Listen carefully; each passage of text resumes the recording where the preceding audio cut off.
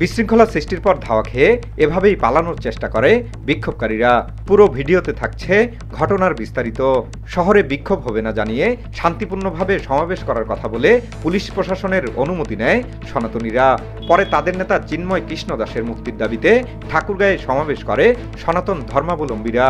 এর আগে সমাবেশ করার লক্ষ্যে মঙ্গলবার ২৬ নভেম্বর বিকেল ৩টার আগ মুহূর্ত থেকে সনাতনীদের একে একে জড়ো হতে দেখা যায় শহরের জেলা স্কুল বড় মাঠ, শহীদ মিনার প্রাঙ্গণে।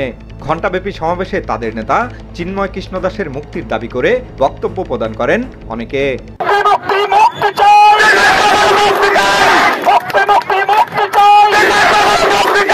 আমরা আমাদের যে অধিকারে মাঠে নেমেছি, যদি যুদ্ধ করতে হয় আমরা যুদ্ধ করব, যদি জীবন দিতে হয় আমরা জীবন দেব, যদি রক্ত দিতে হয় আমরা রক্ত দেব। উত্তরবঙ্গ তথা ঠাকুরগাঁওবাসী চিন্ময় প্রভুর যদি মুক্তি দেওয়া না হয়, ওনার মুক্তি না দেওয়া পর্যন্ত আমরা রাজপথ, যা সুশৃঙ্খলভাবে শেষ হয়। পরবর্তীতে সেখান থেকে বেরিয়ে বিক্ষোভ মিছিল করার চেষ্টা করলে পুলিশ বাধা দেয়। সেখানে পুলিশকে উদ্দেশ্য করে ভুয়া ভুয়া স্লোগান তুলেন বিক্ষোভকারীরা। শুধু তাই নয়, ওই পথ ধরেই সেনাবাহিনীর চলাচলকৃত একটি গাড়ি দেখে আবারও ভুয়া ভুয়া স্লোগান তুলে বিক্ষোভকারীরা। তারপরেও সেনাবাহিনীর সদস্যরা পরিস্থিতি বিবেচনায় বিষয়টি এড়িয়ে যান।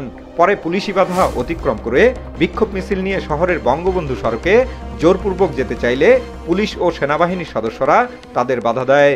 পুলিশ জানায়, বাধা ভেদ করলে বিক্ষোভকারীদের সাথে ধস্তাধস্তির সৃষ্টি হয়। পরে এক পর্যায়ে বিক্ষোভকারীরা আইনশৃঙ্খলা বাহিনীর উপর ইটপাটকেল নিক্ষেপ করলে তাদের ছত্রভঙ্গ করতে লাঠিচার্জ করা হয়। এ সময় বিক্ষোভকারীরা আরও ক্ষুব্ধ হয়ে সংঘর্ষে লিপ্ত হয়।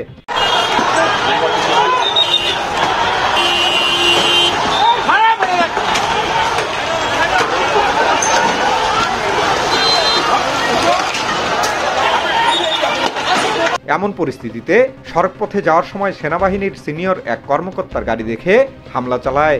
ইটপাটকেল ও লাঠিসোঁটা দিয়ে ভাঙচুরও করা হয় যানবাহন।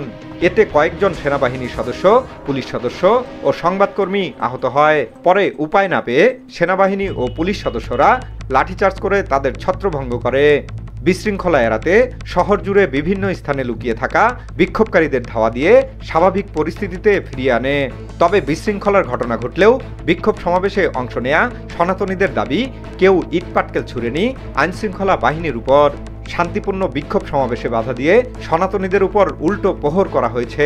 এতে বেশ কয়েকজন আহত হয়েছে বলে দাবি তাদের। তাদের মধ্যে কয়েকজন গুরুতর অবস্থায় চিকিৎসা নিচ্ছেন বলেও জানান তারা।